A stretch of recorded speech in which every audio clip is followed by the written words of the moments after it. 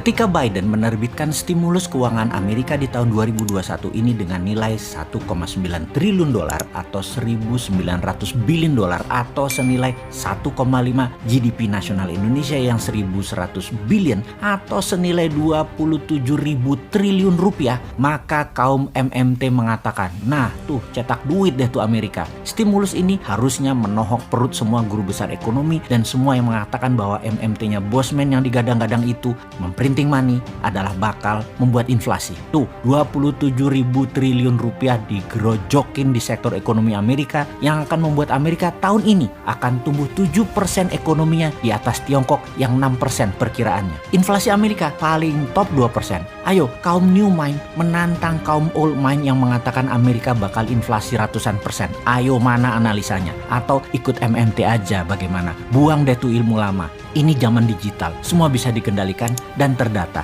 Kita harusnya mulai dari sana, digitalisasi ekonomi. Kembali ke growth Amerika 7% tahun ini. Ingat 7% dari GDP per kapita Amerika yang 56.000 dolar itu loh ya, bukan 7% dari GDP per kapita negara seperti Indonesia yang hanya 4.100 dolar. Bayangkan tumbuh 7% dari 56.000 dolar adalah 3.900-an dolar naiknya, sama dengan GDP per kapita Indonesia naiknya. Kalau Indonesia naiknya segitu, hampir 100%, itu baru bernegara namanya. Tahun lalu Indonesia itu minus 2%, tahun 2021 ini diperkirakan naik 4% plus. Namun saya mungkin memprediksi 3%-an kayaknya realistiknya.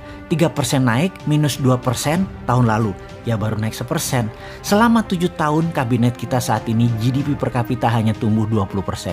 Bandingkan dengan Narendra Modi punya kabinet di India, bandingkan dengan Duterte Filipina, bandingkan dengan Vietnam deh, periodenya sama, naik semua. Dan terbukti 60%-an 3 negara itu naiknya, bukan 20 alias 3 kali Indonesia. Alamnya kaya Indonesia, letak geografisnya strategis Indonesia. Semuanya terkena imbas globalis COVID, tapi kok beda tumbuhnya? Ada apa dengan pertumbuhan ekonomi Indonesia? Masalah mendasar kalau rakyat perutnya lapar, tingginya pengangguran dan sulitnya menciptakan usaha, negara harus bertindak tepat. Bener deh, masalah mendasar karena piring di meja makan banyak warga yang kosong membuat otak sulit berpikir positif. Yuk sekarang kita cek bersama-sama. Bagaimana dengan makanan di piring masyarakat saat ini dibandingkan tahun lalu, dibandingkan 2 tahun yang lalu?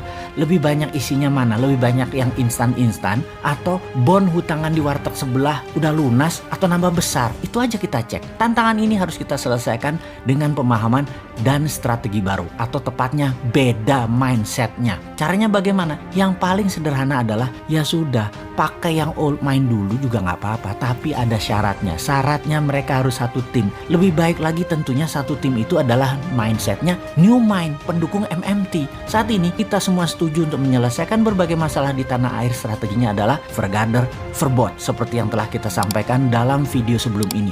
Tujuannya sentralisasi kekuatan dan gebuk yang tidak kooperatif. Sentralisasi kekuatan dan menjadi otoritarian bagi saya tidak jelek-jelek amat. Erdogan juga begitu, Xi Jinping juga begitu, Lee Kuan Yew juga begitu. Saya setuju. Oke, namun perlu diingat, apapun bentuk cara kelola negaranya, maka harus didukung dengan putra-putri terbaik yang menjalankan tugasnya. Kalau mengukur KPI, prestasi indeks yang dipakai di pejabatnya, maka semua pasti berjalan baik. Seperti Singapura deh misalnya. Kalau sebaliknya, sudah sentralisasi, otoritarian yang dipakai orang yang manut dan dekat saja dengan indeks prestasi rendah, tapi tetap dipertahankan. Ini berbahaya kalau bernegara kayak gini. Bubrah semua. Harus berani memakai mereka yang punya ide dan prestasi cemerlang. Banyak saudara sebangsa yang cemerlang otaknya dan prestasinya. Pakai mereka itu yang saat ini menjadi pejabat atau menteri pemain utama Liga Menteri Kabinet Urusan Ekonomi. Sudah masanya lengser 100%. Saya teringat